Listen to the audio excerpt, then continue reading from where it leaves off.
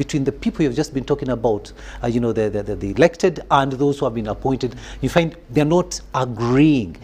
So should we say that this is something that is actually now, taking precedence, because it is happening and people have talked about it, and it is actually affecting development of not only the different areas or districts, but also the nation, the country at large? What would you say about that? Yeah, it is very true. Actually, when you cite examples where you find districts, both elected and appointed leaders are not working together, they usually slow in service delivery. That's why at times even you find that times money is returned to central government because they fail to agree. They take a lot of time arguing in the council, discussing but not discussing development issues, pulling each other, who is winning, who is not winning. But at the end of the day, the service user is failing to get what he's supposed to get because of these wrangles in the districts, even at the sub-county level. When it starts from that side, then you know that service delivery is going to slope down. That's why we always encourage leaders, let's work together. I give an example. We are in a multi-party dispensation. Elections ended. Now it is time for transformation, national building.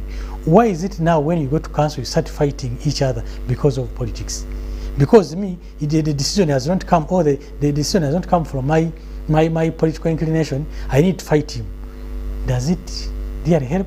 Because you are delivering service to the people. Whether you are elected, even those who were never elected you, or even those who were elected, you need the service. So at the end of the day, you need to work together as political and elected leaders whenever you are. And actually, thank you. You've talked about that. I was really going to bring it up, because you find that some people, some elected leaders actually, you find that if they are from the opposition, because they are from the opposition, they will oppose, irrespective of whether government is doing something that is good for them. Because they are in the opposition, they will oppose as long as they are in the opposition. And this, to a greater extent, has actually, lagged so many, districts and areas of the country behind. But that is something that probably we could talk about some other time. But now, recently, the Prime Minister was also on TV, talking about RDCs. The President has also been furious about some of these people who are not really doing what they're supposed to do. They are just politicking. They forget about why they are there. They go into politics because they need votes. They need to go to Parliament and so many other things. And it has affected development of the nation in a long run. Now, what would be your advice? You as a person who is really a national guidance officer, what would be your advice to them in order to see that this country develops? My advice is, we are all Ugandans. Being that we are all Ugandans, we serve Ugandans. And we are elected by Ugandans, we are appointed by Ugandans. So, despite all other factors, the person whom we need to serve is the common person who is down at the grassroots, the service user, the service receiver. He needs the service. So when you keep on fighting up here, when we keep on not doing what we are supposed to do, in the service there is always the demand and the supply. There's always advocacy, there's always lobbying, there's always engagement, participation. All these, if we don't work together, we shall never deliver. And 5 years, it is not so many years. When you look at 5 years, these are very few years. It's not a long time. So they are waiting for you. They are waiting for you. You don't deliver. At the end of the day, they will say, time is up. You did not represent us. Yes, you don't represent us. Well. Because your essence of representing them is to serve them. Then why don't you serve them? Where you don't why don't you go to the cow, the technical person, and sit together? I give an example.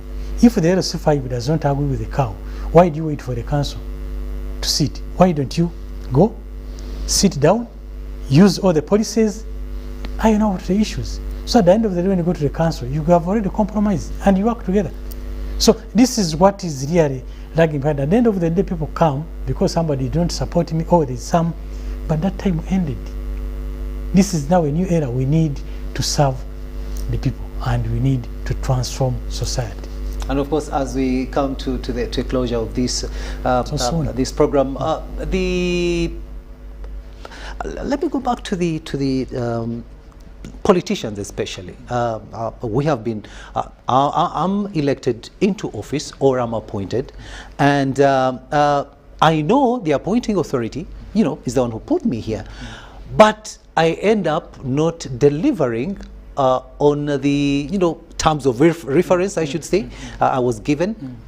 And I totally disregard what I've been told to do.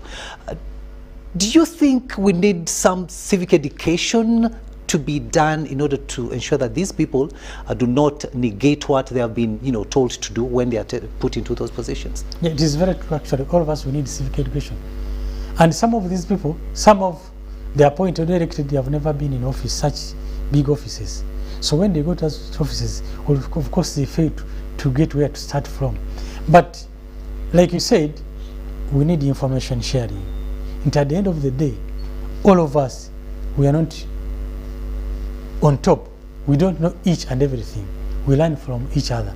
And when the president appoints me, it is upon me now to move around and ask people, or interact with people, or interact with those technical people, or those who are already informed, to see how I can deliver, how I can move and work with the rest.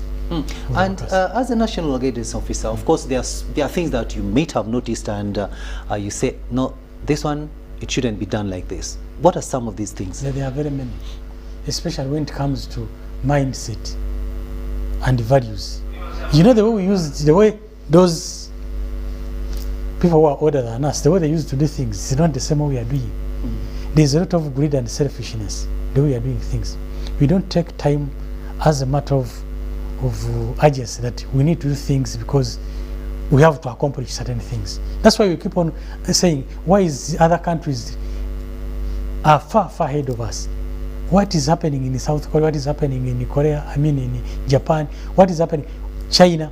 Why is it for them they are moving very fast? Indonesia? Yes, there's so many examples. Even now we are saying why Kenya, why Rwanda, the nearby countries, because really our mindset are not focused. The values, we are not valuing the time, we are not respecting those who appoint us into offices. We are not valuing the time we are supposed to work. We get you are paid, but you are not in office. All these things are many aspects why here things are not going the way they should be moving. But majorly, we need to be focused, we need to be mindful, we need to change our mindset, the way we do things, so that we transform and move forward like any other country. And it's very good you're talking about mindset change, because the Ministry of ICT has also got a component there. Looking at mindset change. Ugandans, they need to change their mindset to align it to things that can develop this country, and also to stop politicking to a greater extent has actually affected development of this nation. And now probably your parting shots as we come to the end of this. What are your the key points that you'd like to tell Ugandans in as far as taking a role in national development is concerned, but specifically also the elected and appointed leaders? What should they do to ensure that where they are appointed, those offices, actually there is service delivery? Thank you, Andrew. First of all, I call upon viewers, especially the population at large, that this country is ours, Uganda is ours. Each of us has his own Lubimbi, if I may call it Lubimbi. Yes. So we have to play a bigger role in transforming this Uganda. We have to participate. We have to own all these programs. They are good programs. Government has put in place good programs for us to benefit in. But at the same time, there are those programs where we shun away. We don't want to participate. We don't own them. So if there are good programs, let's participate in them. Let's promote them. Let's make them aware and inform others so that we participate in this program. And to the elected and appointed leaders, please, we have voted, or you have voted into office to work. You cannot work in isolation. You cannot work alone. So you need people around you. You need to work with the society. You need to work with people in the offices. Whether you are elected, whether you are appointed, whether you are in opposition, this is time to work. Look at the National Development Plan. Look at the Vision 2040. Look at all these policy documents. Because all of us, we are supporting those documents and policies. So not until we support them, that's when we shall know where we came from, where we are, and where we want to go. Thank you so much, and I can't agree more with you. But also, there is also this monster called corruption. Probably it also comes in. It's one of those things that have actually, contributed to a great extent to what is happening today in districts, or even in areas where these elected and appointed people are. So we do hope that your message has been taken, and the viewer, especially the leader who is out there, once you are elected or appointed to a given position, just go there and do your best to ensure that there is service delivery, and people who have actually, leaders who have been elected or appointed to different positions, negating what you're supposed to do is also counterproductive, not only for your area but also for the nation of Uganda is concerned. And that brings us to the end of National Guidance Moments. This is a program that comes your way every Thursday from 8:30 to 9 p.m. here on in the studios of UBC TV, and it is under the Ministry of ICT and National Guidance.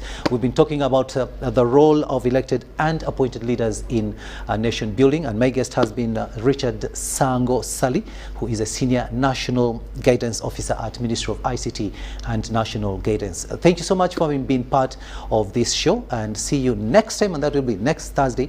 But for now, stay tuned for more programs to come your way here on UBC TV. Thank you so much. Thank you.